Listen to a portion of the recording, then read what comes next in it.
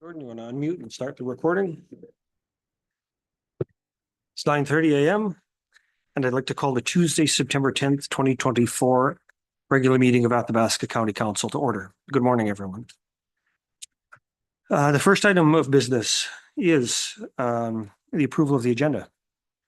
As is the normal case, I'll go through and list the items that I know we need to discuss and then open the floor to any other things that you want to add.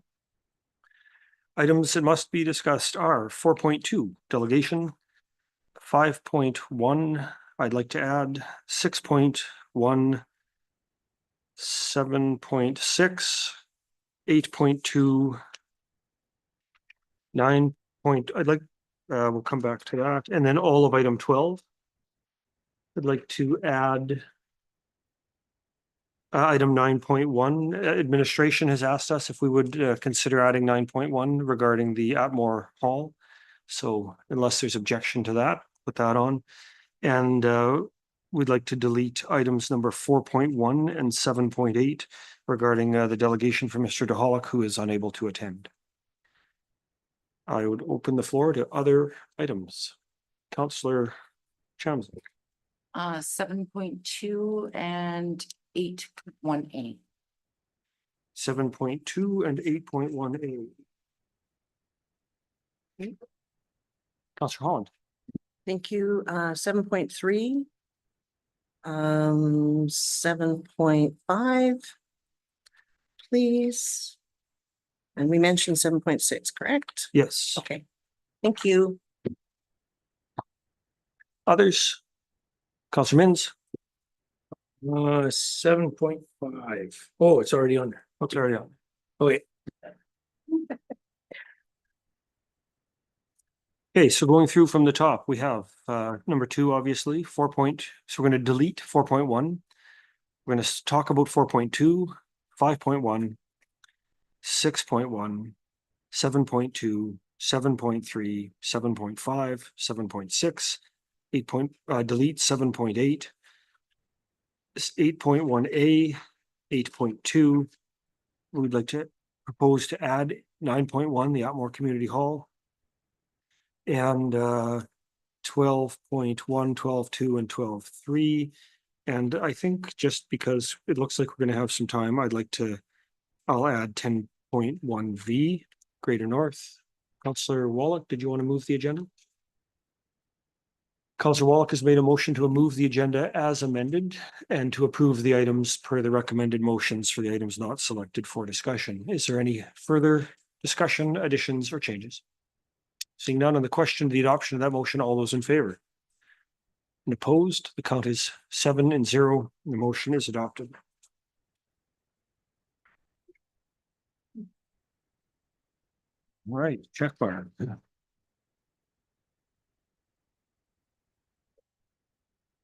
Moving along, we have number 5.1.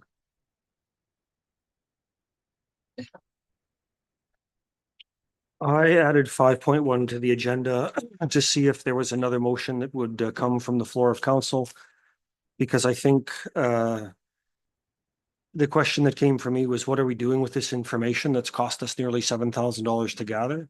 And to just accept it for information and park it on a shelf seems irresponsible. And so is there a motion regarding that item? That is any motion. Councillor Holland? I don't necessarily have a motion, but I agree. That's something we should have more conversation about. I do have a couple of questions, but I'm not necessarily ready to. Would there be any objection at the table to not taking the motion and just having a brief discussion on the side? Are you yawning objections? No objections. So that we'll assume is unanimous consent to vary from the procedural bylaw on that. And Councillor Holland, I'll open the floor to you. Okay, thank you. I was just curious, through the chair to administration, I understood that we have our own county traffic counters. I was just curious why they weren't used. Is there not sufficient or something like that? Good morning, through the chair. Yeah, we do have our own counters, but they don't differentiate between OHVs and vehicles. And the motion was the resolution was pretty specific, and so that's why we had to use outside resources. Thank you. Any further comments? Councillor Mins or Councillor Holland, do you want to follow up or? Please. Okay, go for it, Um, and Councillor Mins, you're on deck. So with regards to this report that we did receive, do we have anything to compare it to as far as, is this excessive? Is this not excessive? Is this normal? Do we have anything to compare it to? CIO? All I could say is, perhaps there was previously a motion, as it relates to road upgrades to bring back some of the higher count roads for council discussion during budget deliberations for 2025. There's a motion on the books for us to do that. Maybe we'll insert those in here. From a layman's perspective, it's not a quiet road, but it's not excessive. I think Alberta Transportation's guidelines for when they start thinking about major upgrades to roads are 400 vehicles per day, or AADT. And so we're under that, but it's more than just a sleepy little local road. But I think you'll see it in the perspective when we present that information about the top 10 busiest roads in the county, you'll see where this one might land, and it would probably be at the lower end of that. Just the last question. So this is basically then something that we need to look at with regards to budgetary and whether or not it's something that we will add more resources to that road if it's necessary. That's kind of what I'm gathering. Mr. Chairman, yeah, really all the roads.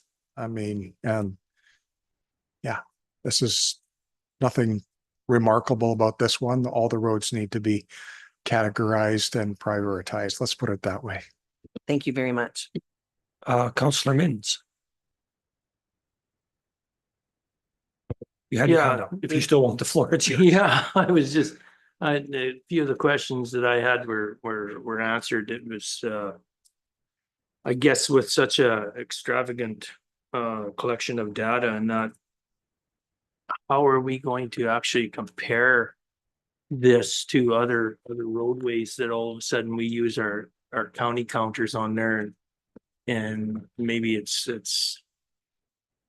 200 vehicles or something like that a day, and all of a sudden, well, whether most of them were quads or most of them were heavy trucks or stuff like that. It's my biggest question was what was the cost, and it looks like it was $7,000 to do this. 6883 is what the report says.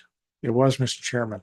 Yeah, and it's been a long time since I've seen even transportation do such an extensive out like this. It's hopefully we're not gonna start doing this across the county, especially when we have our own counters. That's my point of view. Thank you. Councillor Chamzik, the floor is yours. I thought near the beginning of our term, we specifically bought traffic counters that could be calibrated to do differentiate between no, I remember a motion to acquire, I think, about 7 extra ones. So there's probably a number around, but in terms of the mechanics of them, that's something that maybe perhaps that was just a discussion and I think if we there was budgeted. such a thing. I think we budgeted money for it one time, but whether, don't know. Any other comments? For me, I think there's a bit of a lesson here, or maybe I'll give the floor to the CIO, but I'll say thinking back to where we're at, the lesson in my mind for me is to be more clear or to ask more questions about what we intend to do with the data, what that we ask for, because this is a gross spend in my mind for something we actually don't even, 7 of us at the table plus administration have no idea what we're going to do with this data, and good learning opportunity, and I'm glad we only counted 1 intersection on 1 weekend and not a dozen of them. So I know I'll ask more questions about what do we plan to do with this once we get it next time, and appropriate item maybe given that discussion, and it sounds like administration has said we can utilize this data in budget discussions and prioritization, maybe the reasonable motion is the recommended one, and I'll give the floor to the CAO and then seek a motion from you. CAO, did you have a comment or? Mr. Chairman, just, it just does highlight maybe a process improvement that we could make is if a member wants to make a motion from the floor that's going to create work and other things, and you would put a deadline on it, maybe you want to report back from administration before you actually vote on that instead of just dropping a motion on the floor, because that's kind of where the spending came from, was we couldn't meet that timeline in-house and we couldn't meet it the way that it was written. So it was resulted in us spending money. Maybe council needs to know that before you vote on the motion. So I don't think there was an RFD on the table.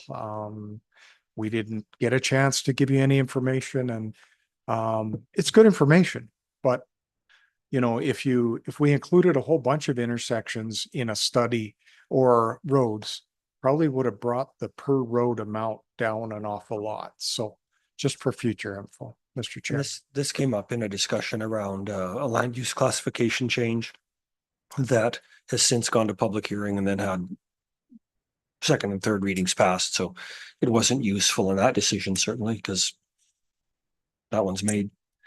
Is someone willing to move a motion or the recommended motion, or Councillor Anderson? I'd be willing to move the recommended motion. And yeah, as you stated, this came out of a application for redistricting of a property, specifically a campground. And I just think that we really have to remember in the future what costs we are taking on just because we want the information or because somebody wants the information, versus maybe waiting until further development was going to actually occur on that property and then requiring a traffic count as part of a development permit condition, so that it's not necessarily just admin trying to get information without an end goal. So the motion on the floor is to receive this report as information. Now it would be appropriate to open the floor for discussion on the motion. Councillor Holland, I saw you waving. The floor is yours. Thank you. I don't know if we can just make a friendly amendment to receive this information and further include it in our budget and finance discussion for comparison with other roads. Do you have any objections to just adding and include it in the budget and finance deliberations? I don't think it's required because we've already directed administration to bring back The list. the list of projects, and that information will be part of their rating matrix. So Councillor Holland, open to a formal amendment if you want. Nope, that's fine. As long as it's coming back for more conversation. Thank you. And I think once we take it on as information, it's in the library of data. So are you okay with it? The motion on the floor is to receive this report for information. Is there any further discussion? Seeing none, on the question of the adoption of that motion, all those in favor? Opposed? The count is 7-0 and the motion is adopted. We're at number 6.1, which is bylaw 02020224 lot consolidation within the Southeast 276522-4. This is a bylaw to consolidate lots 16 and 17. Administration has provided us some information that the applicant would like to develop these two lots as one. Director Wilkinson, do you have any comments that are not included in your package? Okay. Is there anyone willing to move first reading? Councillor Chamzik has moved first reading of 0202024. Any further discussion? Seeing none. On the question of the adoption of first reading of bylaw 0202024, all those in favor? Opposed? The first reading has been adopted. Is there anyone willing to move second reading? Councillor Kapitanek has moved second reading of bylaw 0202024. It's a bit of a tongue twister, almost. Is there any discussion on that motion? Seeing none, on the question of the adoption of second reading, all those in favor? Opposed? Count is 7-0 and second reading has been adopted. Is there anyone willing to move unanimous consent for third reading? Councillor Holland has moved unanimous consent. Is there unanimous consent to move to third reading? The count is 7-0. Unanimous consent is achieved. Is someone willing to move third reading? Councillor Mims? See, we're not going to get to two on the same motion, Tracy, so. Councillor Mims, the motion is on the floor to move third reading of bylaw 0202024. Any further discussion for the last time on this motion? Seeing none, the question, the adoption of that motion, all those in favor? Opposed? And the motion, third reading is adopted.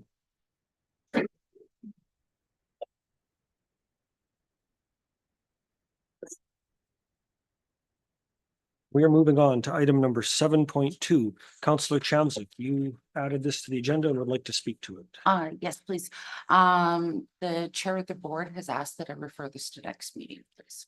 So Councillor Chamzik is making a motion to table this item to the September 29th, 7th.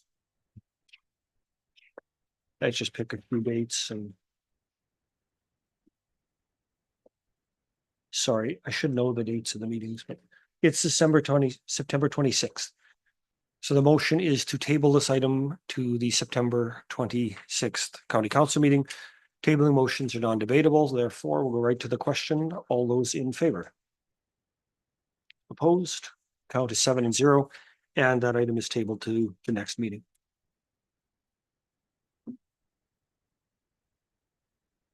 Councillor Holland, you asked for 7.3 to be on the agenda. Is there a motion you would like to make? Thank you very much.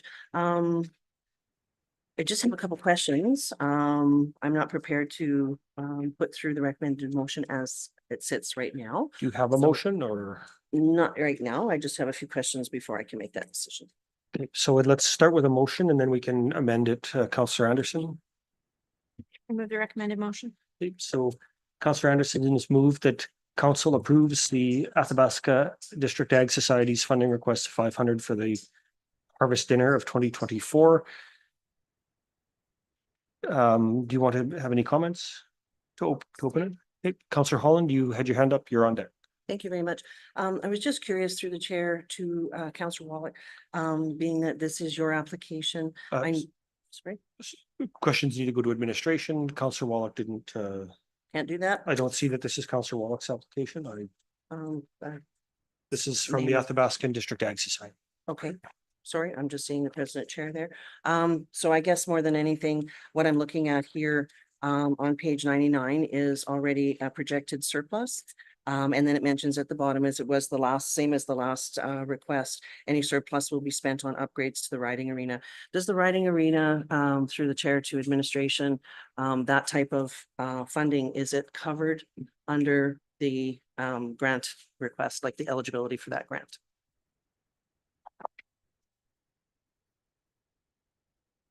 Dr. Abley? Mr. Chair and members of council, that wasn't part of the consideration for this this request. We don't consider the riding arena as, it's not part of the application. Okay, so the application does mention, as it did the last one, any surplus will be spent on upgrades to the riding arena.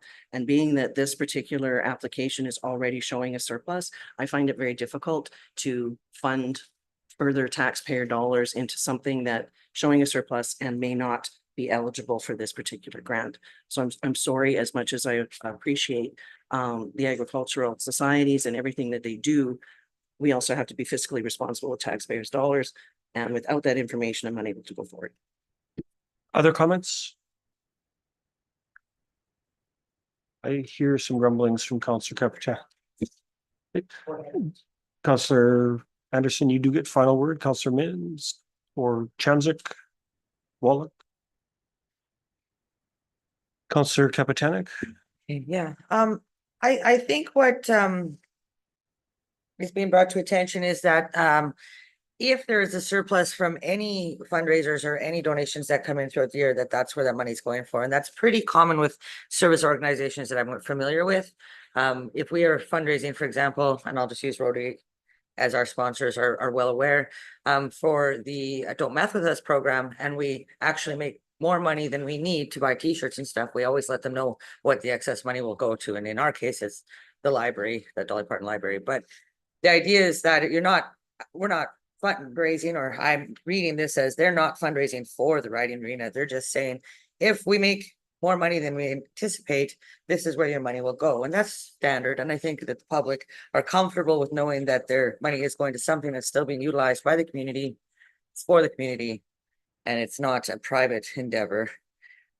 So I am absolutely for donating $500 to the Egg Society for their harvest dinner. Okay, so council check mark. I'm gonna put a check mark by me. I would like to suggest that egg societies are one of the, as societies go, they're jewels in our region in terms of the good work that they can do and the hard work they do. And I think that society should be encouraged to generate surpluses to further the good work that the organizations do.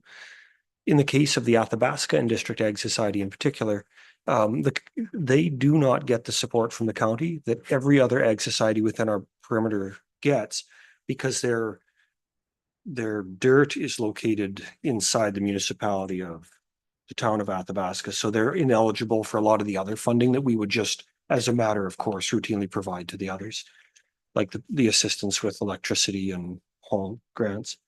So I think this is an event that I've personally attended and is very popular with our residents. The people that I see there are Athabasca County residents, and it's a way we can support the event that benefits people that live and pay taxes in our region. So think that's something we should definitely continue forward with.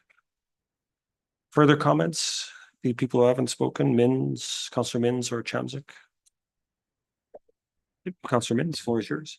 So it's, I was just reading here, so if there's an excess of revenue over expenses, a statement of intended use must be included in this application, so that's why they put it in there, right? So it's just where this money is gonna go if there is excess money,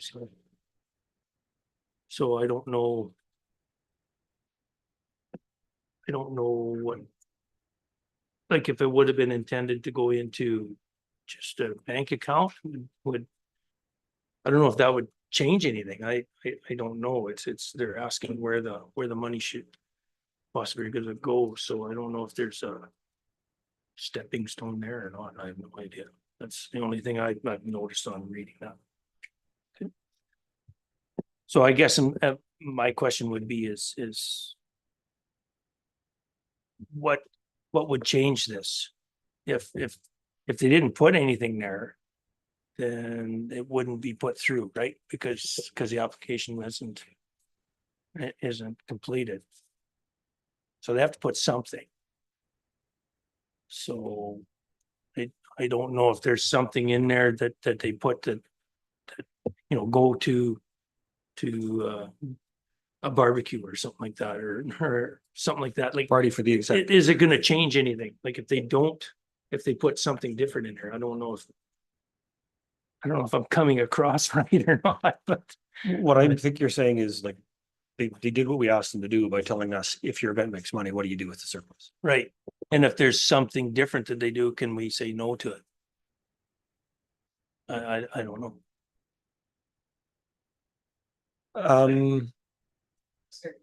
Councillors, any of the Councillor Chance, okay, Councillor, do you want to make final word? We'll go to the question if you're ready. Egg societies do incredible work in our community, and if they can pull off a fundraiser and host an event at the same time to benefit our community, that's fantastic. And the fact that they're going to use any surpluses to maintain a community building is great, whether it's supporting a local community center who's trying to raise a little bit of money on a chicken or pierogi supper to help pay their bills and maintain the community hall, or keep a park or a playground going. I think these are fantastic events for us to support, and they benefit the community in multiple ways. So I'm in favor. So the motion on the floor is that council approves Athabasca District Agricultural Society's funding request for $500 for the Harvest Dinner 2024. On the question of the adoption of that motion, all those in favor? Opposed? The count is 6-1 and the motion is adopted. We are at number 7.6. Oh, sorry, 7.5. I have got ahead on my 7.5. Counselor Holland, you asked for that to be on the agenda. Do you have a motion you'd like to make? Um, yes, Or is actually. this one you'd like to see just discussed? No, actually, I do have a recommended motion, but the dates will change here based on, a bit of confusion, I guess, because of what our policy 8105 says. So the motion that I would recommend is that council schedules the 2025 budget meetings on the following dates. So instead of October 3rd special meeting, it would be October 15th for Cal, Committee of the Whole. Instead of October, what did I put there? October 22nd. Oh, that was fine to leave October 22nd, special council meeting after MPC. And instead of November 14th, November 19th for Committee of the Whole. And if we need any further conversation or motions that need to be made, November 28th in council, and December 10th, of course, for the budget adoption. Do you want all of those in there? I don't necessarily know if we need December 10th. I was just replacing October 3rd and 14th here. So we will leave the 28th out as well. Because there's already a meeting. Counselor Wallach, then Sorry, just to Council. clarify, you don't want just specific budget meetings, like you want to move them to Cal or? Yes, we have a policy, 8105, and so that is already kind of being circumvented as it is. I don't see it personally, in my opinion, when we have meetings already scheduled that we are able to have these conversations in, that we would need a special council meeting. And I think it's been pretty clear that I believe that Committee of the Whole should encompass both budget and finance as well as policy review. Counselor Chamzik. I know that I also have issues. October 3rd, I will not be available. And depending on our org meeting, the 14th, I will not be available possibly as well.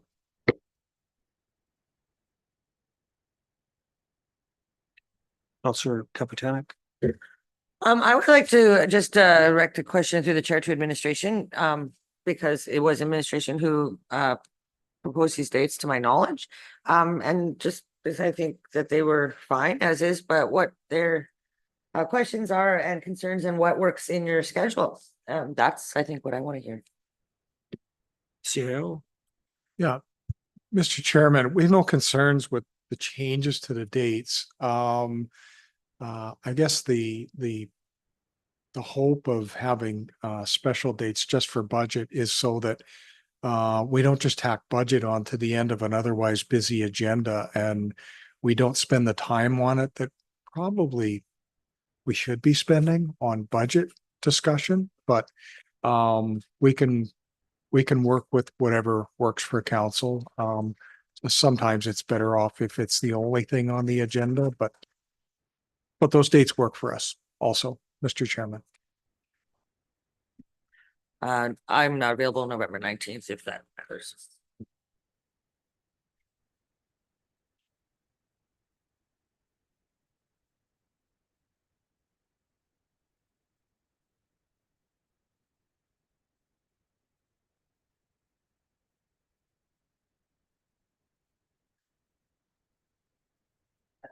Calendars with this. Just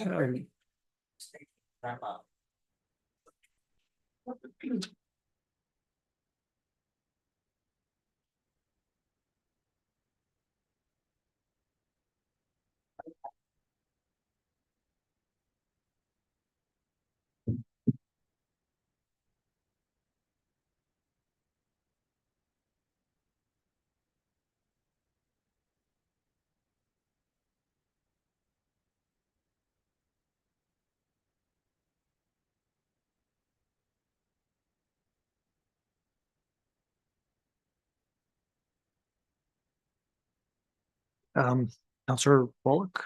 I do like the recommendation from admin, just because of the spacing between the meetings. If there is major things like October 3rd, to the 22nd. It gives us a bit more time versus the 15th to the 22nd. So that they have a bit of time to make those adjustments in the budget.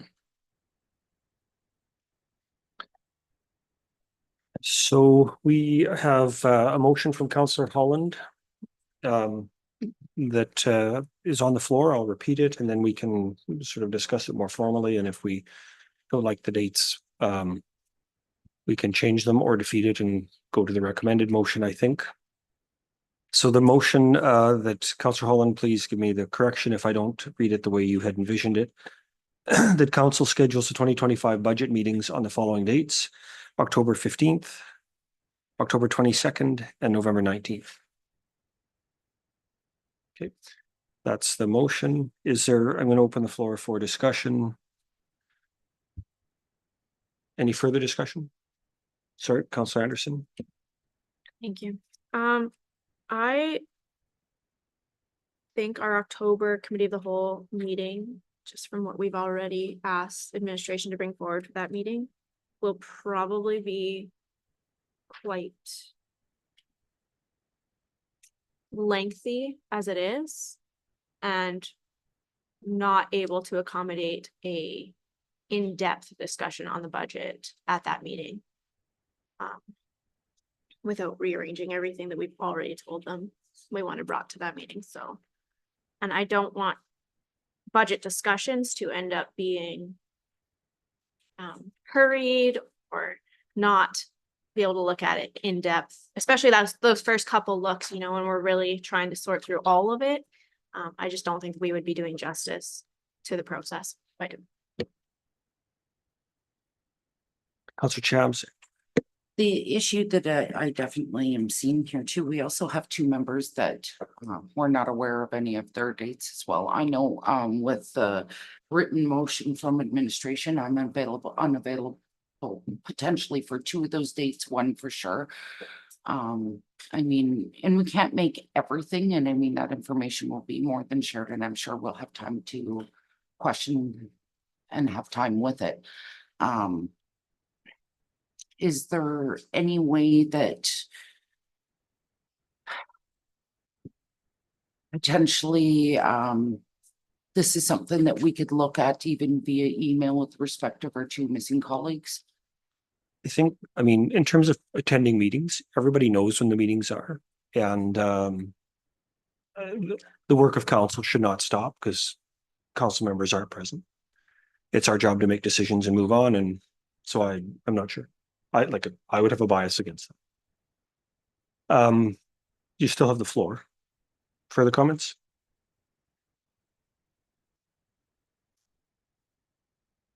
I just struggle because I mean, we've made accommodations in the past, and you know, as we know, we're headed into busy season with conference season, as I like to call it, around the corner.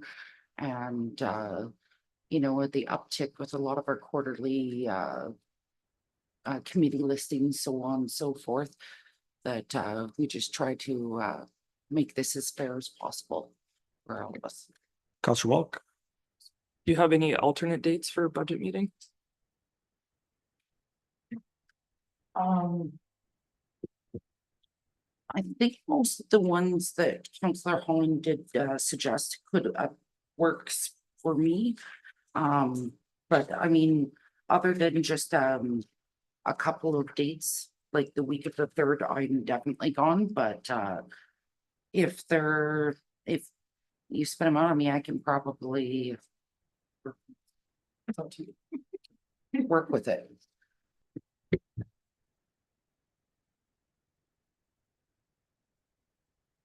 Hey, who do we have? Councillor Kapitanek, you said what you need to. Councillor Mins, you want the floor?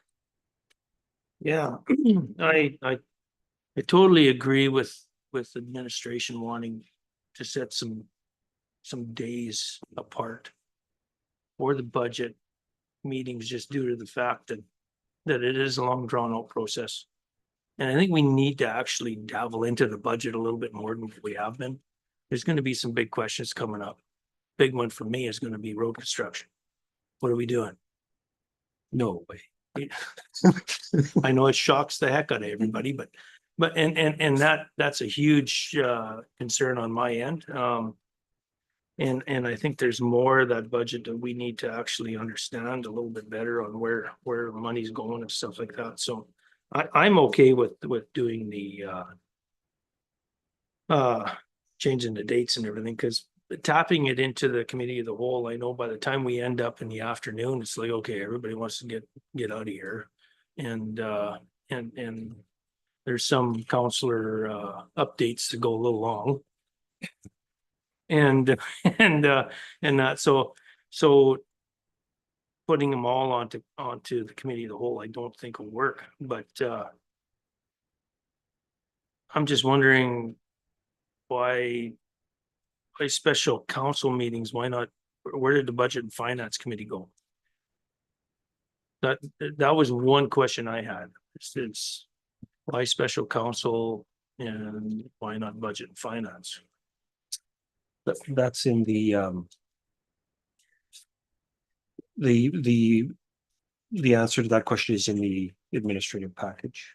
The administration is suggesting special counsel replace these so the council can vote on the motions when necessary and expedite the process. In the background section. Yeah, and I read that Maybe they too, but wanna- I'm just wondering I why. don't know if they want to speak to that or if that's fully said. It's pretty self-explanatory, Mr. Chairman. So make sure you have the opportunity. As well as, I mean, setting budget is one of your most important functions as a council, and it's important to remember that the Policy Review Committee and Budget Finance Committee are not broadcast to the public whatsoever. Probably be best practice for the public to see council's deliberations on what has to go into budget preparation. And so between that and the decision-making ability that council has at a meeting, probably best practice to hold them with a full council at a council meeting of some sort. I wish we had started sooner so that you weren't pushed up against the wall, but here we are. It's all a work in progress. Just to follow up. You on that. still have the floor. Thank you for that. And I totally understand that and everything. So, and I'm okay with that. It's just, I just wonder, okay, so are we gonna get rid of the budget and finance committee? Just totally get rid I of it? think that's a because- different discussion for a different day, but So, Mr. Chairman, I'd love to speak to that. since your microphone's on, I would invite you to. Some time ago, council asked for passed a motion for the CAO to bring back suggestions on what could improve governance and streamline decision-making. So that's on my to-do list, and that discussion will come up, Mr. Chairman. Perfect. There you go. Answered my question. Thank you. I'm gonna say on this one, I will vote against the motion because I favor the dates that administration has proposed and favor dedicated meetings for budget. You know, whether someone is a council or not, I mean, we can't hold off decisions because, you know, members aren't at the table. They have had the opportunity to see this coming and voice. We've also heard that COW is already looking like it's going to be fairly busy in October, and for me, budget is our single most important policy decision, and we need to dedicate time where that is the exclusive focus. And you know, if we had the desire in terms of the idea that it's special counsel, but we also have a budget and finance committee that has its own elected chair, I think we're at the will of council at a special council meeting. I'd be open to the idea of seeking a motion at the very beginning to vary from the procedural bylaw and step out of the chair for the purpose of that meeting and have the budget and finance committee chair the meeting if that didn't create too many ripples. But that's something the council would have to agree to. So I think I'm also not actually clear how this violates policy 8105 or creates an issue with 8105. But just as we have a committee, we're not prohibited from just having a special council meeting to do this work either.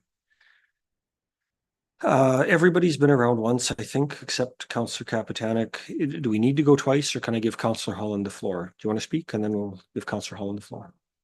Oh, actually, it's okay. Counselor Holland, do you want a final word and then we'll call a question? Thank you very much. I'm glad we had this discussion this morning because it's highlighted a few of the areas that I have been concerned about, and I see that they are coming eventually here to be straightened out. My only other question that I do have would be for the special council meeting. Will it be live streamed? Yes, council meetings are live streamed. That's part of the Special policy. council meeting. It specifies. I don't Well, recall. it's a specifying. council. Thank you very much. I appreciate that. I think our practice has been this is live streamed. The motion on the floor is the council schedules the 2025 budget meetings on the following dates.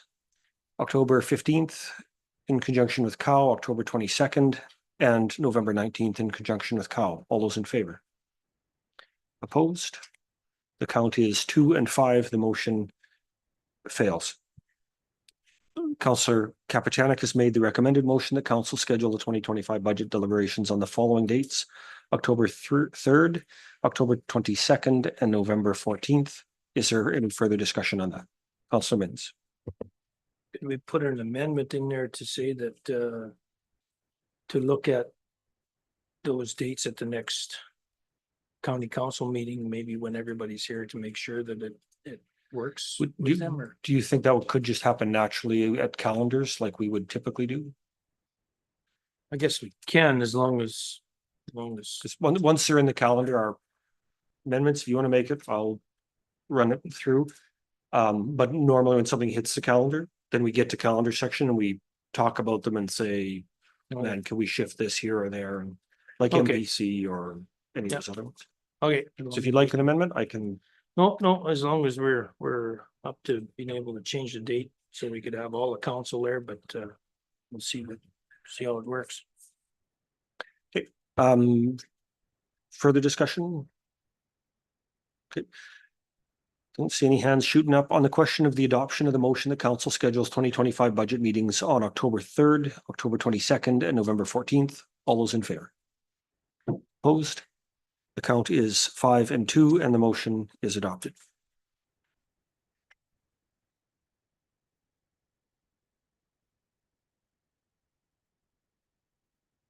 We are at item 7.6. This is the Wandering River welcome sign. That's on page 108, sorry. And Councillor Kapitanek. Oh, can you put your microphone on? To table this item to budget and finance. As we know, tabling motions are non-debatable. There is a motion on the floor to table this item to a budget and finance discussion meeting. I can elaborate if you'd like, just why. I think that there should be a greater look at signage for the hamlets of the county. And I think it's exceptional that a group has come together and raised funds to do this. But before we go and make decisions, I would like to have the discussion in budget that perhaps we do this without utilizing a group's funds and they can use that for something else in their community that might be more in their lane. I think signage should be in our lane. Does that make sense? I want to talk about improving it At that before meeting. we take their money or match their money. If that's So the okay. motion on the floor You know where to I'm going with table that. this to a budget and finance meeting or to a meeting around the 2024 budget. All those in, sorry, 2025 budget. Yeah, because otherwise time would be hard. On the motion to table this to a budget meeting, all those in favor? Opposed? Count is 7 and 0. And that motion is adopted. 8.1A, Councillor Chamzik. On October 11th is the Grassland Turkey Trot. And on November 9th is the Atmore Creek Tournament. Sorry. October 11th is the Turkey Trot. Yeah. And then on November 9th is the Atmore Creek Tournament.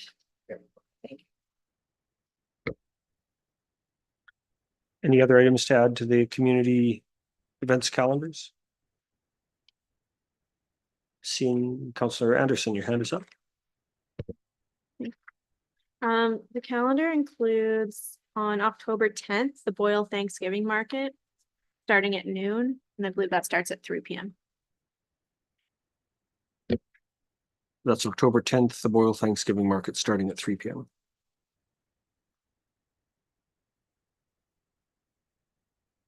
Councillor Chamzak, are you willing to make a motion to receive the community events calendars as amended? Councillor Chamzak has made a motion to receive the community events calendars as amended. Is there any further discussion? Councillor Mins? Nope. Okay. All those in favor? Opposed? The motion is adopted. The count is 7-0. Weird item 8.2. This is the meeting calendars for County Council. That begins on page 122 of your agenda.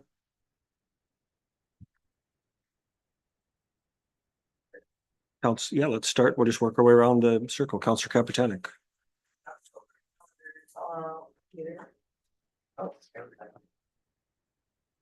Remind me. For some reason I can see power of North over there, but now I see.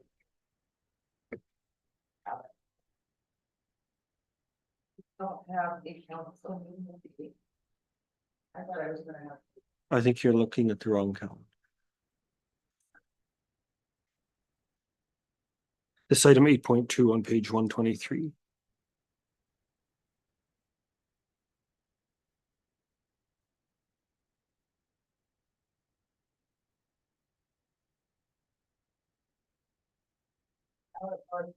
Not on the council calendar, not a meeting calendar. That's why I was confused because I think that was on.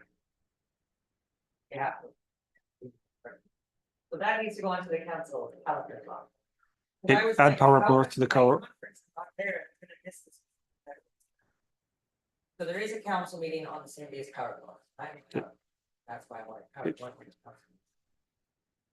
So Power Up North in October. Okay, you can add that. Yeah, it should. Council business.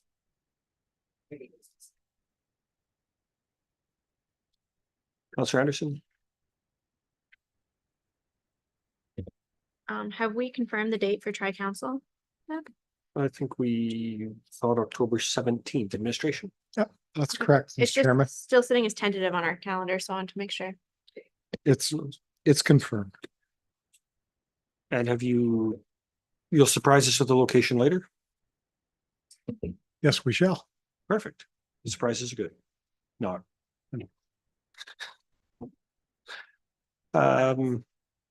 Anything else on my right? My house. Your house. Councillor Wallach. Regional healthcare meeting on September 23rd. Sorry. Myself. Okay.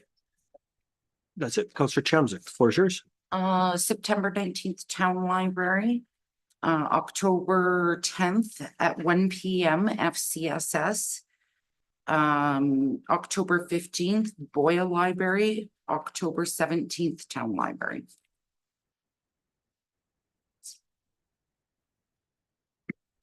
Okay, Councillor Wallach, we're going to just reverse a little. Sorry, bit. Alberta HUD meeting on October 1st, Where is that? in Lamont. Oh, okay. Councillor Holland. Thank you. There's a Rural Community Health Provider Attraction Retention Conference also between the 8th and the 10th. I'm not sure if we have anyone from the county attending, but I believe there's someone going from Boyle, if I'm not mistaken. Oh, in town, okay. And I think everything else is there. Thank you. Councillor Mins. No. I think I still to be confirmed the North Alberta Alliance for Growth and Opportunity, which is the Northeast Mares and Reeves, I believe is October 1 in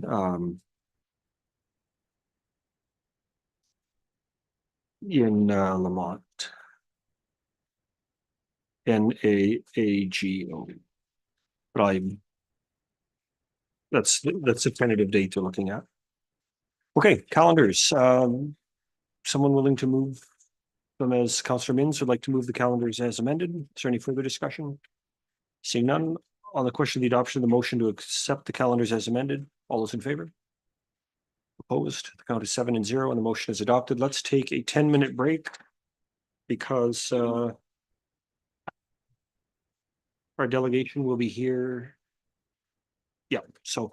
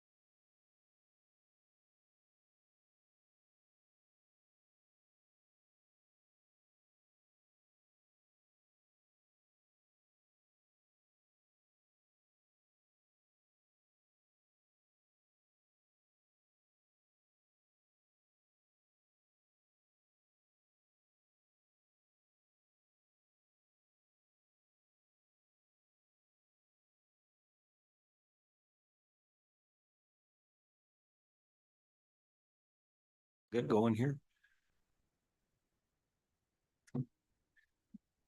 It is 27 minutes past 10, and I'd like to reconvene the Tuesday, September 10th Athabasca County Council meeting. We are at item number 4.2, detachments from our local, delegation, which is a presentation from our local RCMP detachments. Welcome. Thank you again for being here. You know, we always tend to start with Athabasca, so why don't we start with Sergeant Simpkins and work our way that way. Good morning, Sergeant Simpkins, commander of the Boyle Athabasca Traffic Unit. I just brought a snapshot of the last 3 months, so June, July, August, just our enforcement and our objectives and some of the things we've been doing in the areas of Athabasca County. Just recently had one member deployed to assist with the Jasper reintegration for the wildfires. On June the 4th, we did a distracted driving presentation to the Edwin Parr Composite School. I think it was grades 10, 11, and 12, if I recall correctly. I think there was close to 60 some students in attendance, plus several staff members. We put students through various distracted driving type scenarios with decks of cards and stuff where they had to organize cards and being asked questions at the same time. So it was distracting them, and some of them did well, some of them did not so well. So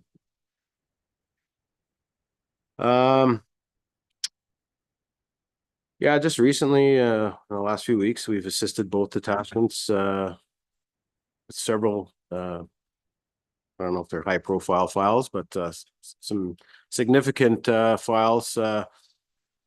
One was a suspect that approached the Boyle office with an axe. Happened to be standing outside when that person walked by, so that came to a successful conclusion. The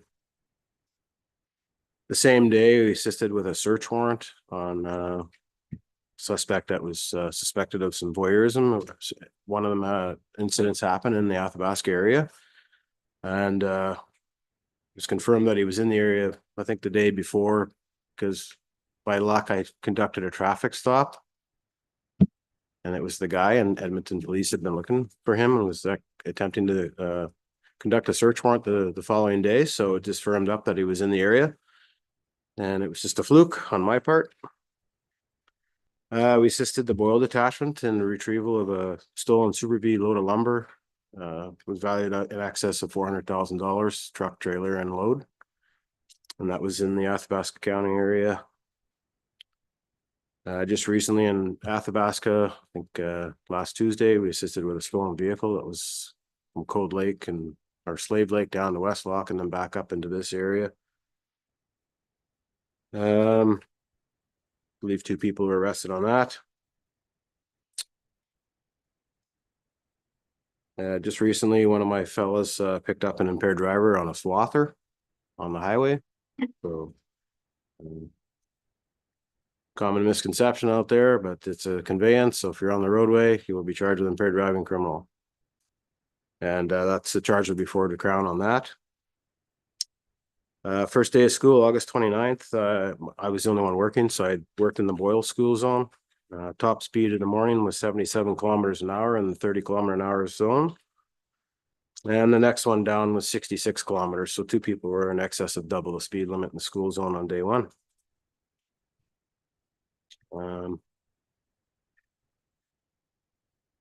So stats for those last 3 months, June, July, August. We had the 1 criminal impaired on the swather. We had 1 90-day IRS fail. So somebody blew a fail on the proof screening device, which means their blood alcohol concentration was excess of 100 milligrams. Criminal code's 80. So our ASDs, approved screening devices, are set at 100 milligrams to read a fail. We had 3 violations for alcohol and cannabis violations. So whether it's open in the vehicle or not packaged properly or been smoked. 17 seatbelt tickets were issued. 17 distracted driving. Don't know if they were all the same vehicles, but speed tends to be always there. We wrote 120 speeding tickets. And just keep in mind, there was only really 1.5 of us working. Not really on the road as much as my my other employee. And other charges could be anything like no insurances or drive while unauthorized. We did 33 of those. And in the area, we conducted 16 operations. So whether it be seatbelt operations, cell phone operations, or impaired driving check stops. So 16 total of those. So the mandatory alcohol screening, that's where we stop vehicles and do the mandatory, the mass screening on drivers. We did 175 of those in the 3 months. And we assisted both detachments a total of 27 times in those 3 months. So when we're out there and they get a call, we'll assist for sure.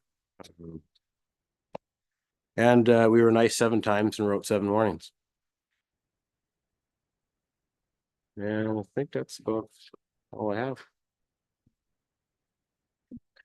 Those are impressive stats. We'll come back with questions because I'm sure there'll be a couple, but it's amazing for the size of team you have, the amount of ground you've covered there. Sergeant Paprese, did you? Yeah, good morning. Thanks for having me. I appreciate the invite. Good to see everybody. Everybody seems well. I'm just providing a snapshot of the April, May, and June, but obviously we're carrying into the early fall, so busy summer for everybody. Just a snapshot. So our priorities that we identified through our town halls early spring I wanted to keep things fairly broad versus try to identify that we're going to do 300 things and not have the staff to do everything.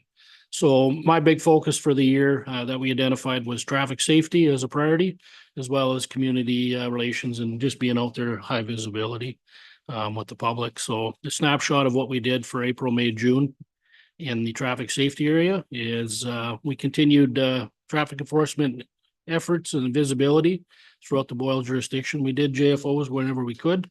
That's a joint force operation. That was generally with traffic services or other agencies. And we had 4 documented JFOs that occurred in the Boyle jurisdiction. Carrying into summer, we did anticipate they're going to be a little less just with staffing shortages, trying to accommodate holidays and some absences.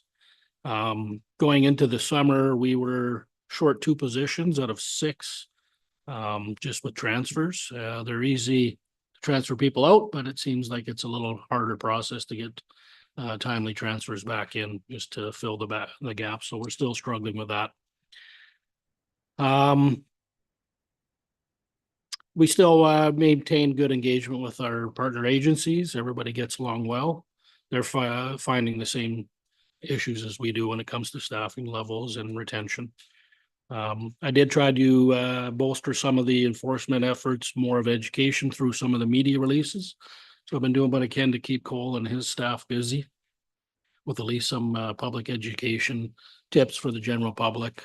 I also, Mawatha Beach, Long Lake communities, stuff like that. I have in-house distribution through their emails where they give me their newsletters. We try to give them information as well. Share information wherever we can within reason, attend their events.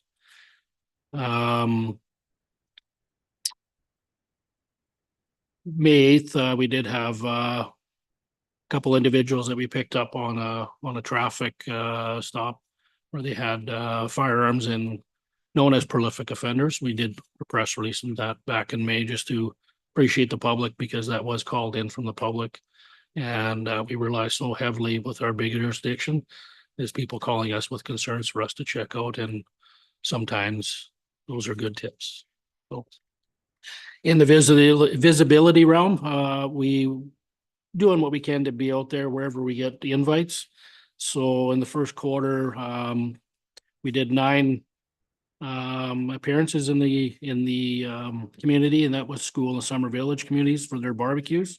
So anytime we get invited where there's food, somebody's gonna show up. We also had a council meeting with you folks. Buffalo Lake, I know we have an agreement that was just put in place with K Division. It's not so much to do with the county, but we do have a formal agreement with them with the position that they pay for. So that's been finalized and it's gonna be implemented. I think final signing will be in the fall.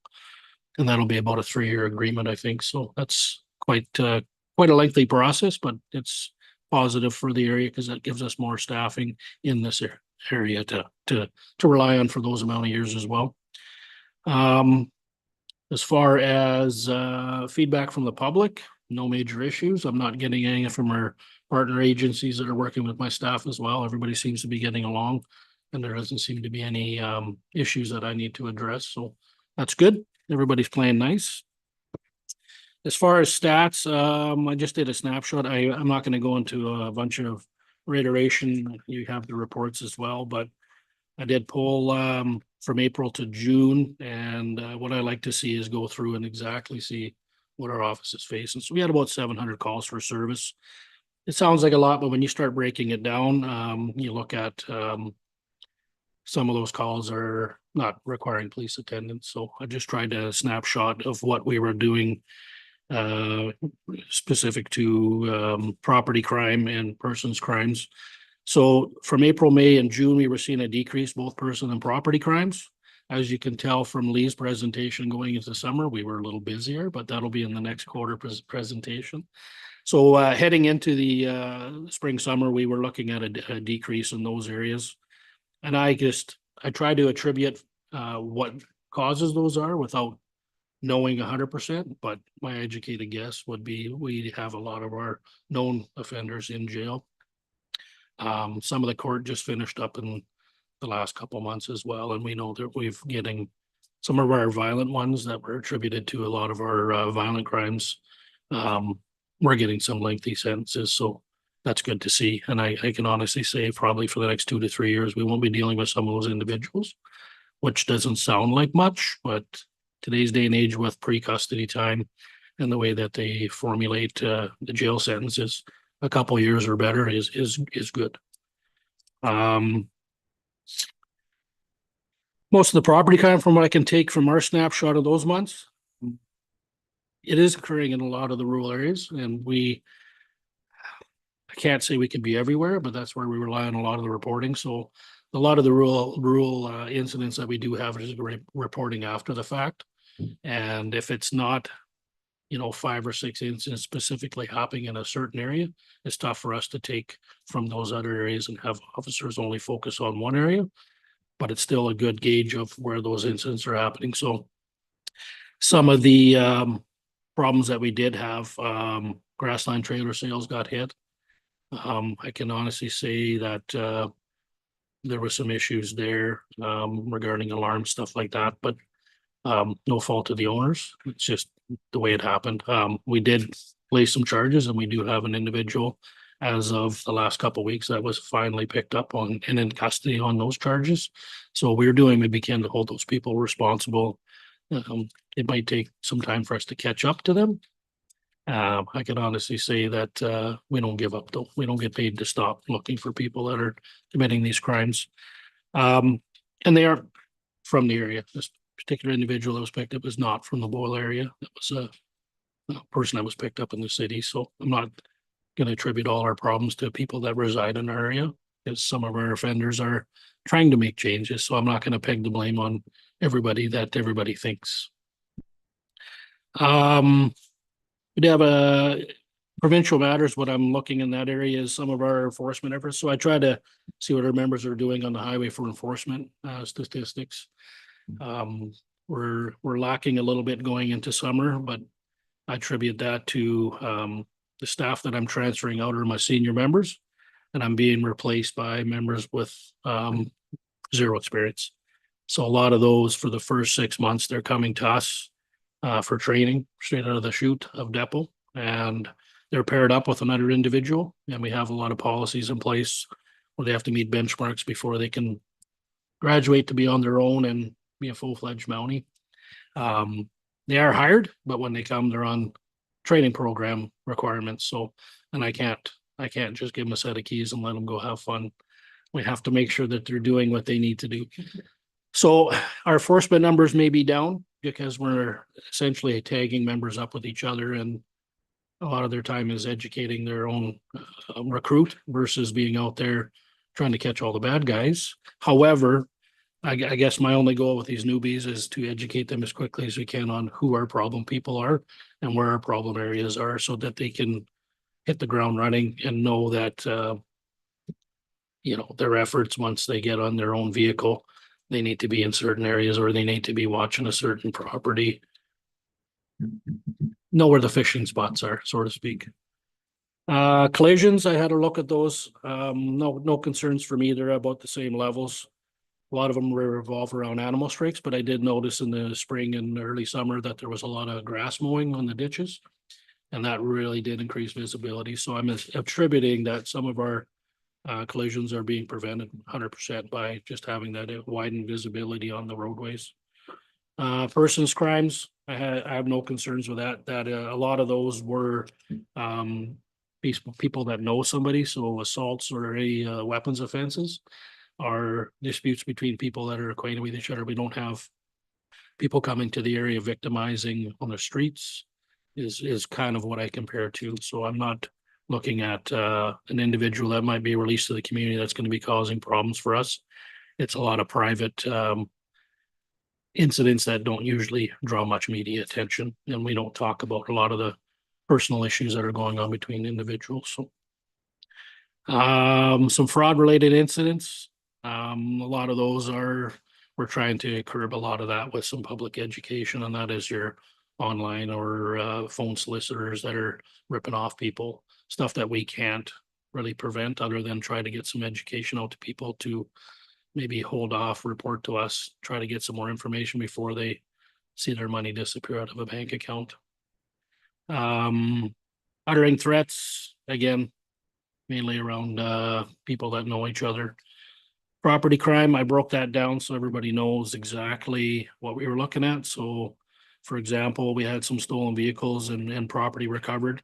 They were from outside the area. One was a truck from Spruce Grove. The other was some property from Lac La Biche. So it was stolen from another jurisdiction, dumped in ours.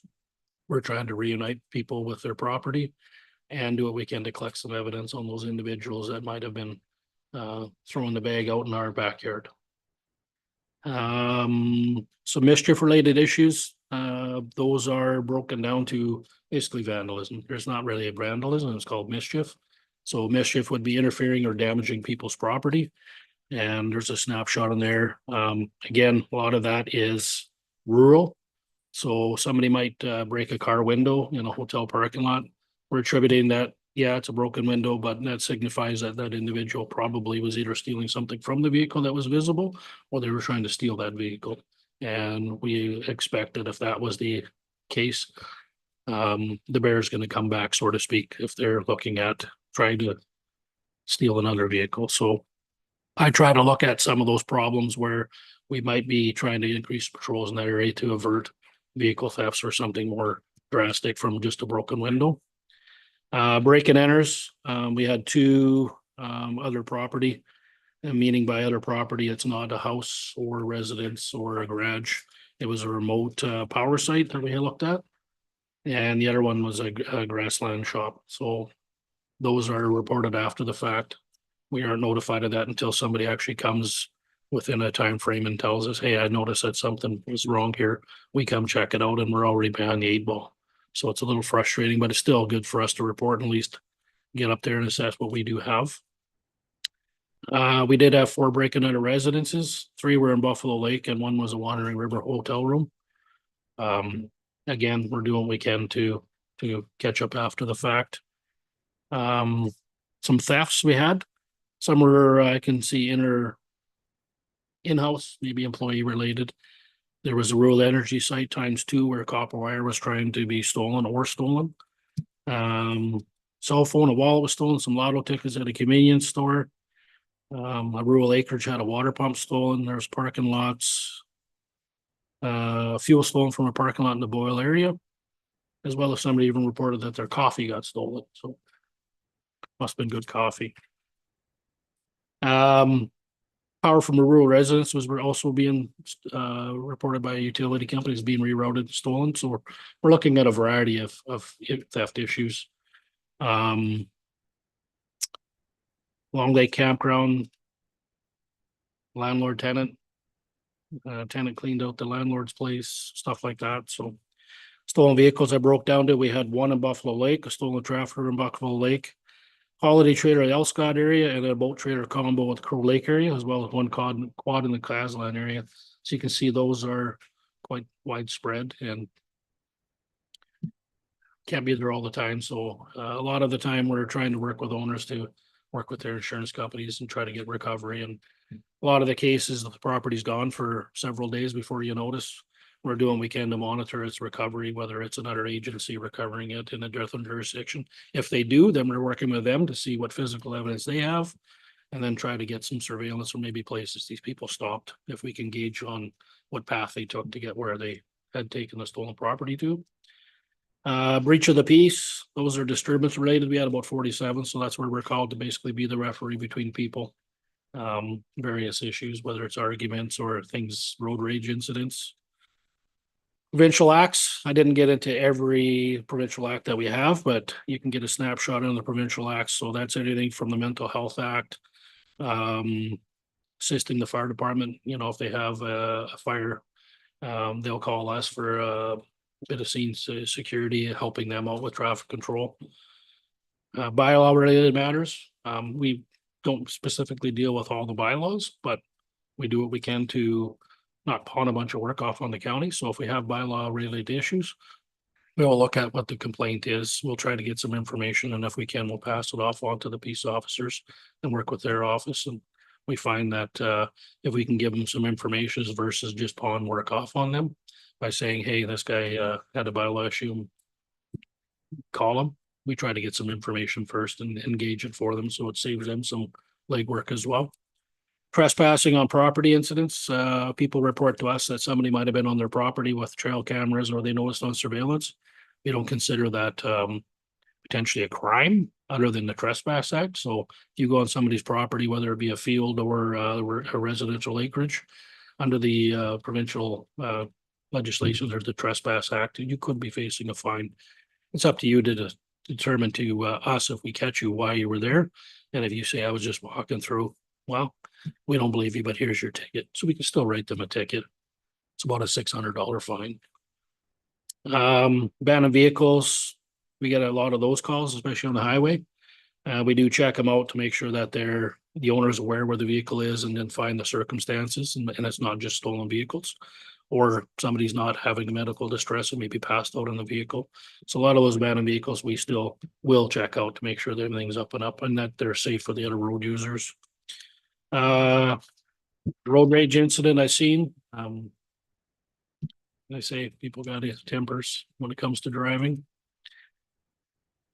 As far as some enforcement in the Wells jurisdiction, we had some no insurance, some stop line violations, some speed violations. We had a pursuit with the Fish and Wildlife where three motorcycles took off on them.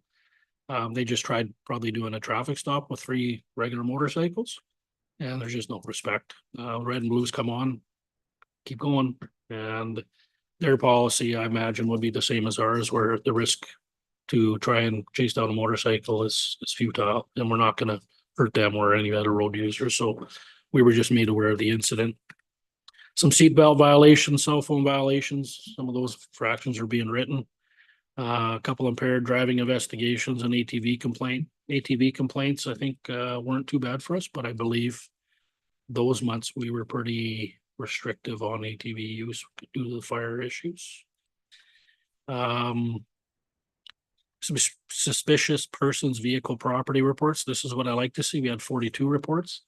No incidents of criminality determined after check by the police, but my guys are checking all those calls. So if you think something's suspicious out in a rural area, we might not get there right away, but at least we'll make a patrol, try and check it out, and then get back to you, let you know that, hey, we did check it out. It's your neighbor on the road that's parked there for a while, or maybe somebody that wasn't, you weren't aware of their vehicle, but we checked out the vehicle, it's not stolen, and we'll tell you that things are safe at least.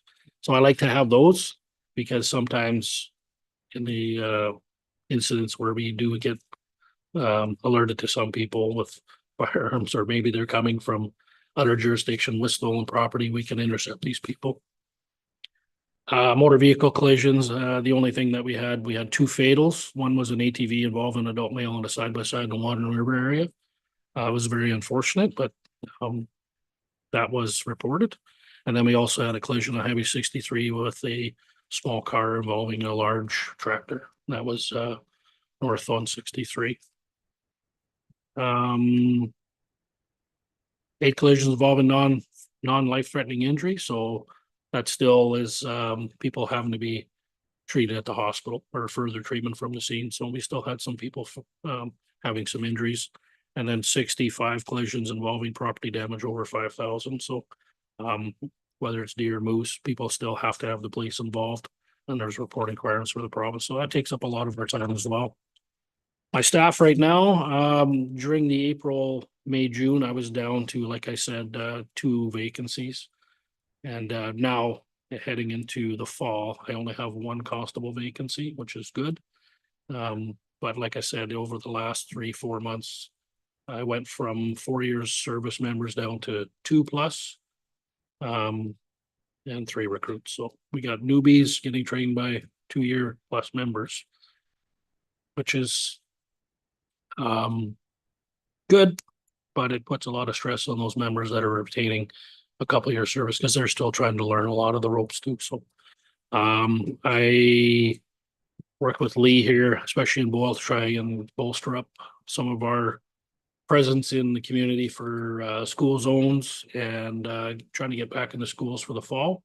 So personally, I will be contacting and visiting the schools myself to try and ensure that those communication channels are still there. And then we're going to do what we can to try and assign some constables to certain schools. Just haven't had a chance to pan that out and cater to it, but at least I can open up that communication where we're going to get the public appearances met and any commitments that schools want to do with education and stuff. And I can liaise with Lee as well. So his department's going to be short, mine's going to be a little short, but if we work together, I think we can provide a pretty good service. So that's what I'll be looking at doing into the Q2, and you'll have that report judging from what we do in November. So if you have any questions, I'm here, but I appreciate the time. It's now Acting Sergeant Fisher, right? Fenton, I'm sorry. No worries, sir. Your name's Fred? Exactly.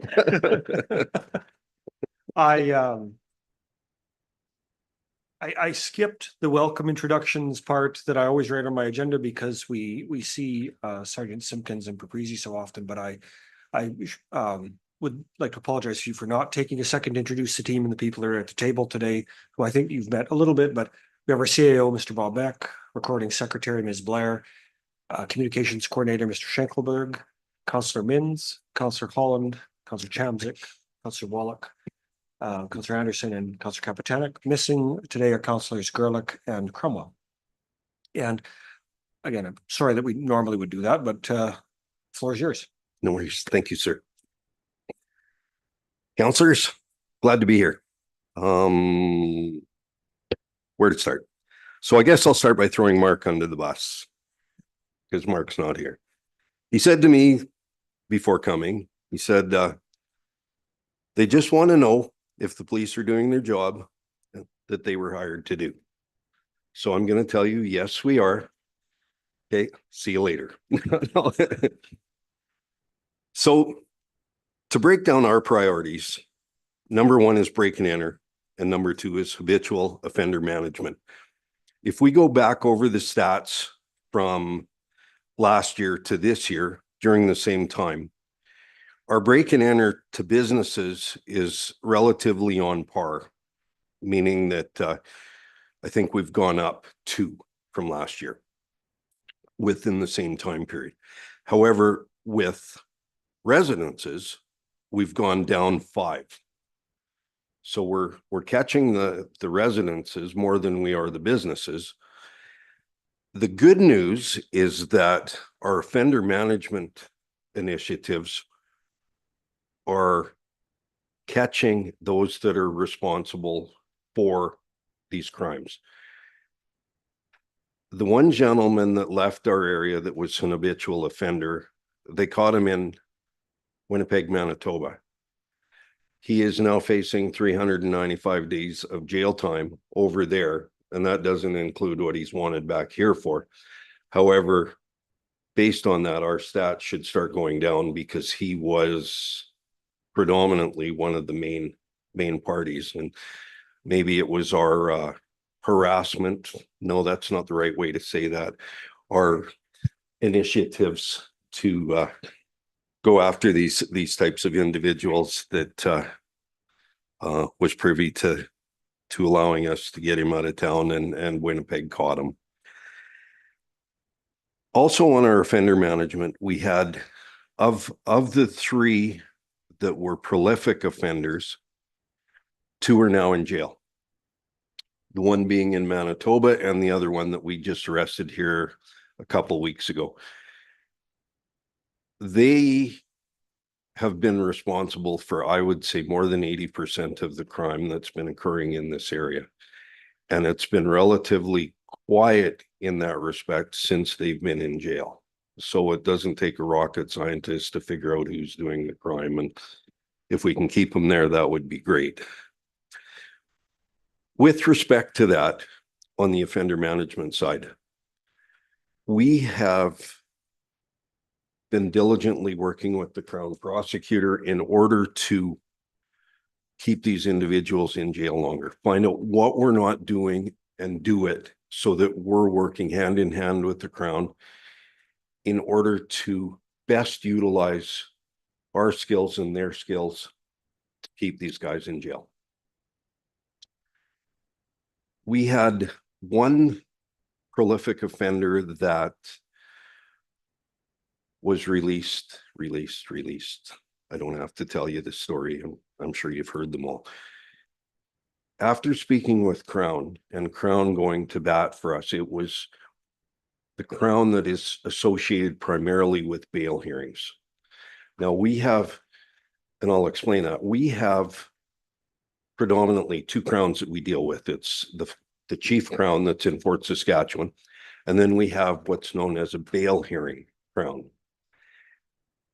When we arrest somebody, we complete what's called a judicial interim release. And it's where we put the information on this individual to the Crown that is initiating his release. Now, if the bail Crown isn't reading the documentation that we provide to them, we have a problem, because it's that information that they need to share with the JP in order for those individuals to remain in custody. The problem is that they weren't doing that. So at the last meeting that we had with this Chief Crown for the bail initiatives, we addressed those problems. She has taken it on her own to make sure that this doesn't happen anymore. So we're hoping that with our ingenuity of bettering our relationships, that this is going to transpire and bring us dividends tenfold.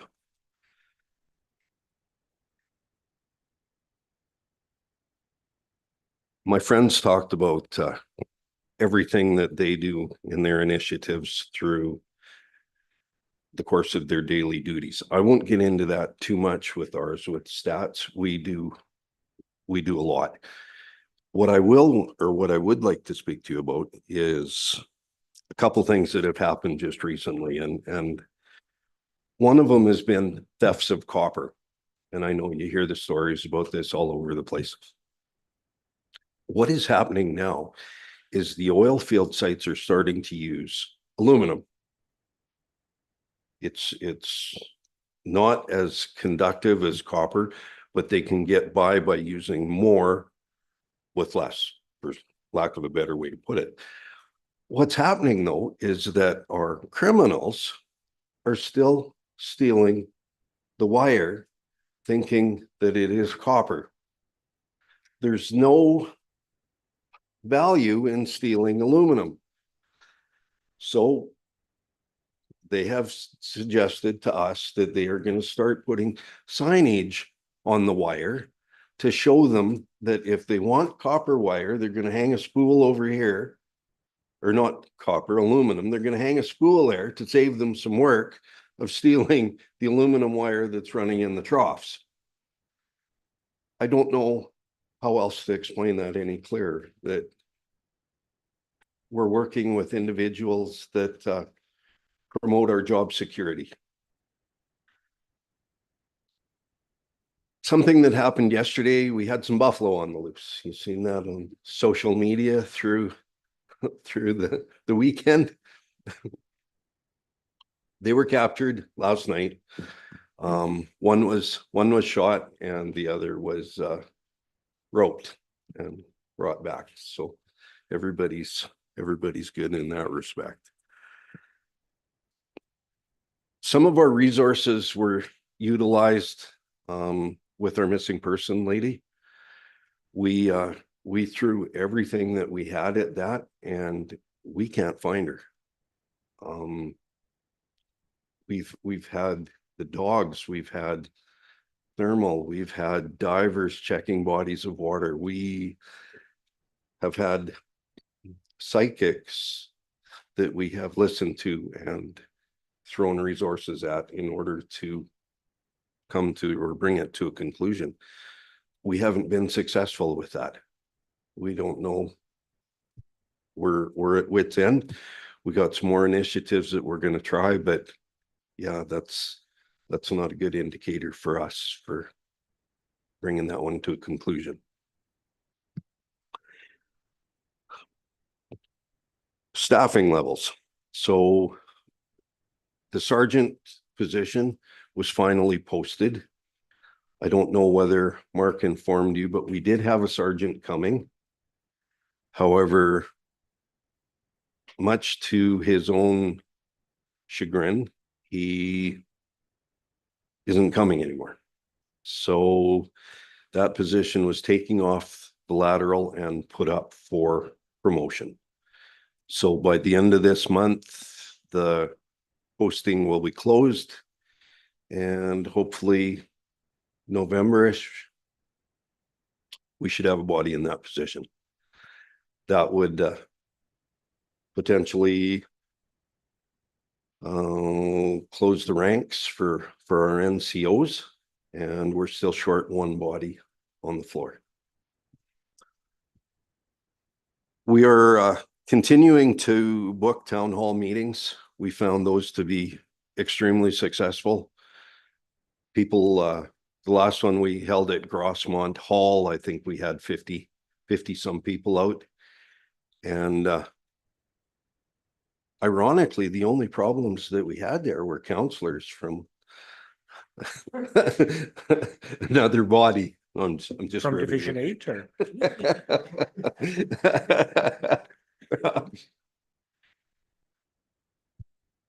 No, it was all good. We also started an initiative with Coffee with a Cop, and it was successful through the summer. We generally had anywhere 5 people sitting down and wanting to discuss a variety of topics that we were more than pleased to accommodate.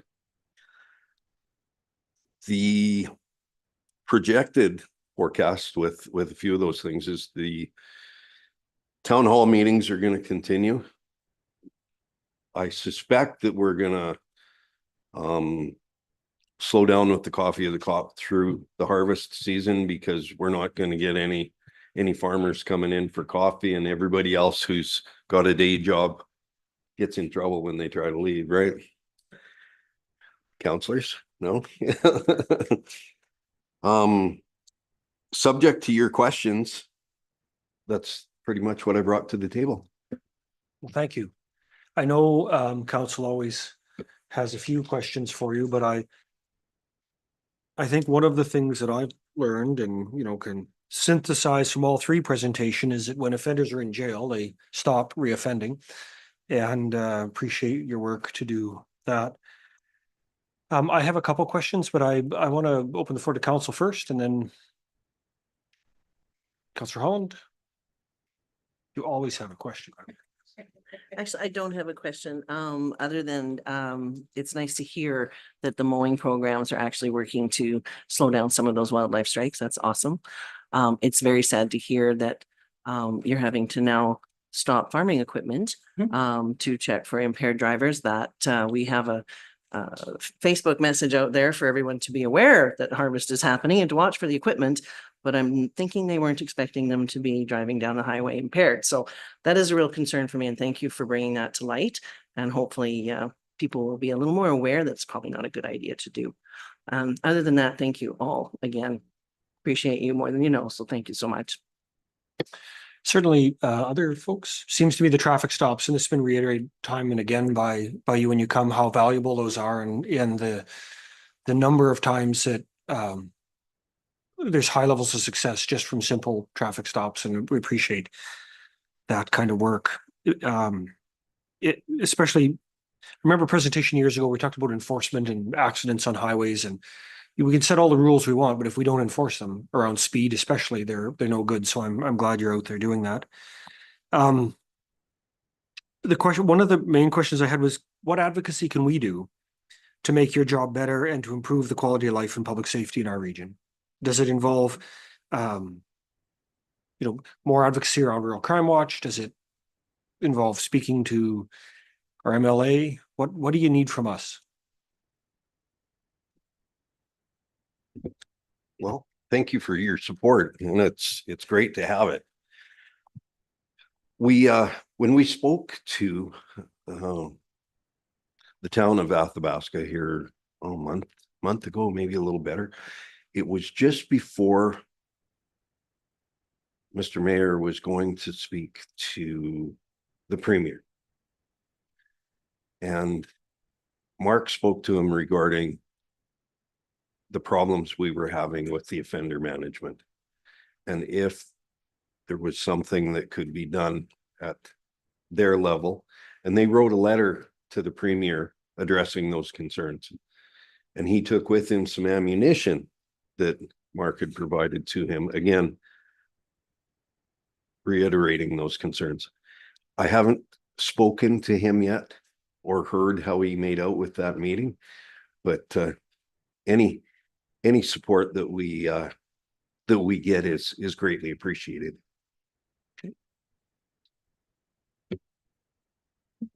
The only thing I can add is any of the ratepayers or people in the jurisdiction that you come across, try to promote that they report any concerns. Reporting is something that I can't stress enough. And I know we get the comments of, well, I didn't want to bother the police, or they have better things to do. Our thing is like I said, for us to know what's going on in a large jurisdiction is very difficult for us to mind read where the problems are. And we know that one problem in the south end of the jurisdiction might not be the same problem that's up in the north jurisdiction. So for us, it's like I said, promote that reporting. If somebody has a gripe about us or maybe some of the service, I know we're not perfect, but I like to really hear that from the community and then cater our responses and our service levels to meet the needs of everybody. So your support, I couldn't ask for anything better. I mean, you guys are phenomenal when it comes to us. And like I said, it's a broken record for us to keep meeting with you saying that we're short-staffed, we got high pressures. It's across the board, every sector of society. So we love the job. We're doing what we can with what we have, and we don't expect to come to your doorstep pounding that we need 20 more officers. My biggest thing is trying to sell this area to candidates to want to come here, not because they were put here, it's because they chose to come here. And members of the community as well. Like I said, if you know that somebody's interested in a career change, or they're interested in learning more about what we do as potential avenue that they might want to pursue, whether it's a high school grad up to somebody that's just looking for some excitement, mid-year. I'm a big proponent on telling you exactly what the job entails and trying to sell it. My biggest thing is if we could attract people that live here to come back here, that's a win-win for everybody. So So All I Counselor can- Mins is wondering if he's too old. No, age is just a number, and like I said, don't let the older folks fool you. To me, if we can get somebody that's older, I mean, in their forties, fifties, we still hire people across that board. But they bring a lot of experience to the table, and we are gonna be short management, so. Not saying you're gonna, not saying you're going into management. But I think if you have a good head on your shoulders with a lot of life experience, we want you to go into management. So I know you've talked about feedback from the public, and I think what I hear in the community is only good things. And I suspect it's similar with my colleagues. The other note that I made while you were talking, and I know you've spoken to us in the past about the challenges that come from having all the new recruits, and again, I think to some degree that's a compliment that your leadership and training is viewed as a place to send the next generation. So I don't have any other questions, but I think Councillor Mins does. I was just wondering, you were talking about the recruitments coming in and you having to pair them up, so that takes time, not time, but that takes boots on the ground away from, you're doubling down, which is not a bad thing, but does that happen in most jurisdictions, or is it more prominent? It seems like maybe in Boyle, or I can only comment from my experience. So places like Boyle, northern Alberta, to me, Boyle isn't north, but for people that want to be around Edmonton, Calgary, it's north. It doesn't attract a lot of people.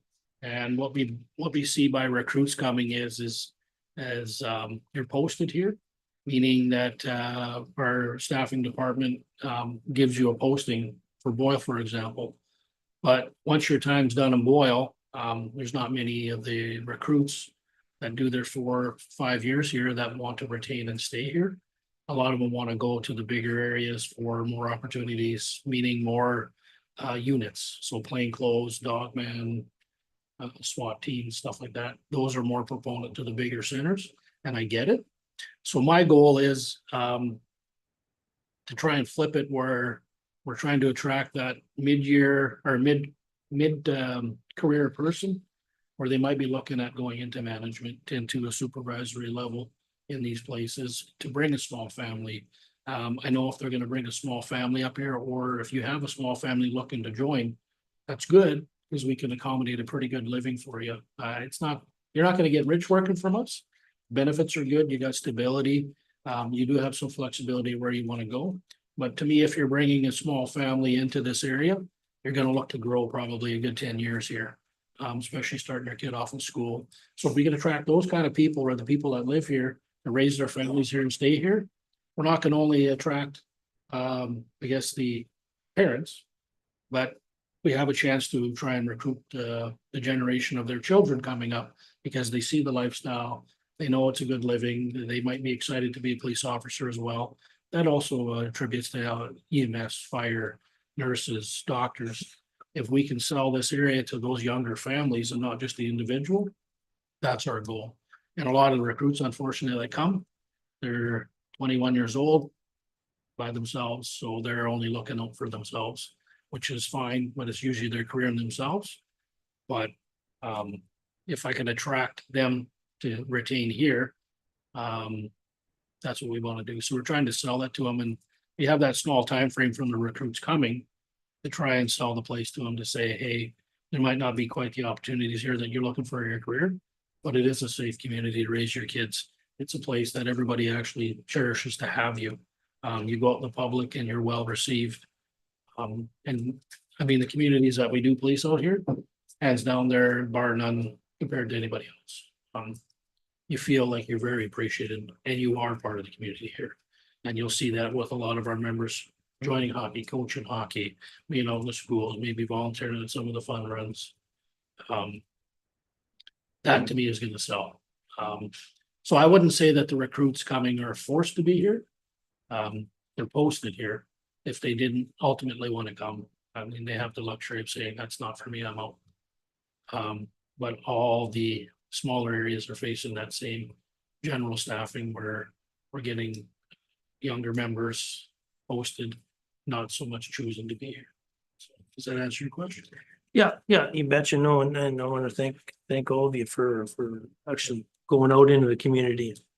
And I'm a huge proponent on getting into the schools and at an early age and stuff like that. So thank you very much. Gentlemen, thank you for spending the morning with us and sharing that. And I think I can speak for our council, say we remain open and available to assist when you need us. And if it's, you know, a letter to help with the crown or to reinforce how critical some of these habitual offenders are, let us know. Let's, council, shall we take a 7-minute break and come back at 25 minutes after on the clock?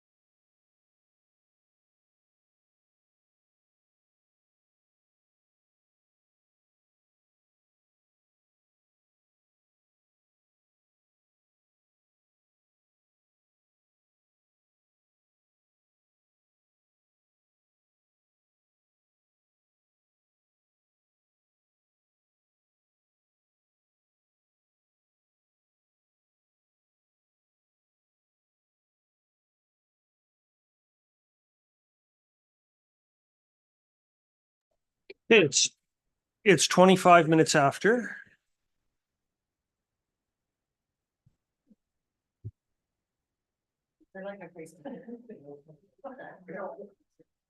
It's 25 minutes after, and I'd like to reconvene the September 10th County Council meeting. So we haven't ordered lunch, and I think from what I see of the agenda, there's no reason we shouldn't be wrapped up by 1 o'clock. So unless anyone objects, are you okay just running straight through and being done? Quicker than 1 would be good. I will need to leave by 12. Okay, well, we'll see. We'll go till we don't have quorum. How's that? Still don't need lunch. All right. We are at number 9.1. It's 9.1. This is on page handout of your agenda. It's the handout that Ms. Blair provided to you before. This was the item we added regarding the Atmore Hall capital contribution request. Everybody did have this last night, but do you want a minute to review it? And Administration Director Ombley, do you want a minute to speak to this? Or anything you'd like to add before I ask for a motion from council? Nothing to add, Mr. Chair. It is an urgent matter, and that's why it's before you. Councillor Chamzak. Like to make the recommended motion, please. Okay. Councillor Chamzak has made a motion that council approve the Atmore Hall's capital funding request for 5 lengths of 20-foot PVC pipe, either 6 or 8 inches, for an estimated $3,800, and further to source the funds from the grants to organization's budget. Is there any discussion? Seeing none. On the question of the adoption of that motion, all those in favor? Opposed? The count is 7-0, and that motion is adopted.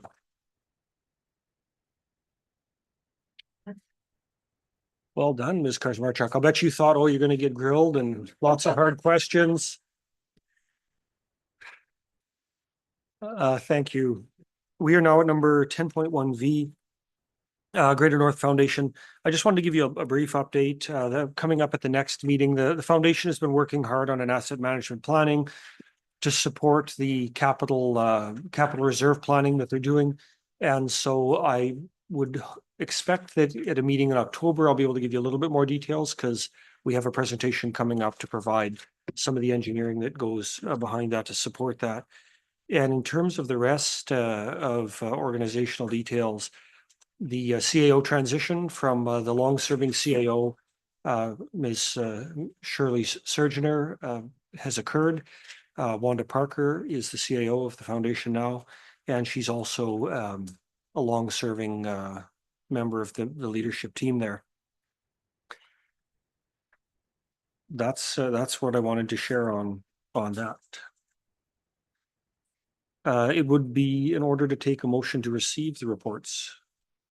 Councillor Wallach has made a motion to receive the reports as presented. All those in favor?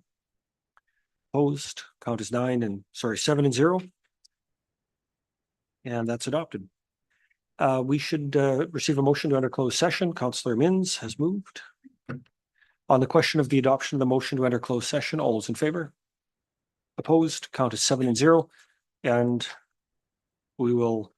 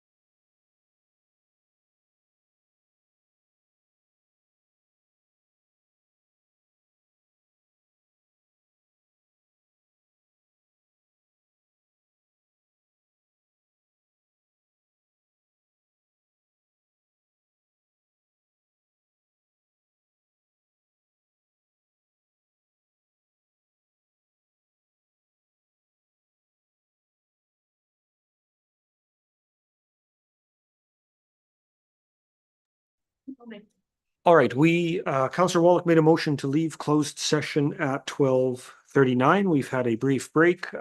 It's 12:46 and we're reconvening the September 10th County Council meeting. Councillor Anderson has made a motion to permit the CAO to provide a verbal update on closed session items 12.1 and 12.2 to the councillors who were not present. Is there any further discussion? Seeing none, on the question of the adoption of that motion, all those in favor? The motion is adopted 5-0. We need to reference also that Councillor Kapitanek left at. Okay, sorry, the CAO left at 11:54 a.m. Councillor Chamzik left at 11:55 and Councillor Kapitanek left at 12:06. The second motion is Councillor Anderson would like to move to table item 12.3, the CAO performance review discussion to the next council meeting. Any further discussion? Seeing none, on the question of the adoption of that motion, all those in favor?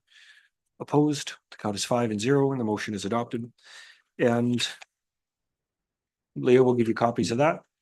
There is no further business on the agenda. It is 12:47 and 8:48, and I would like to adjourn the September 10th County Council meeting.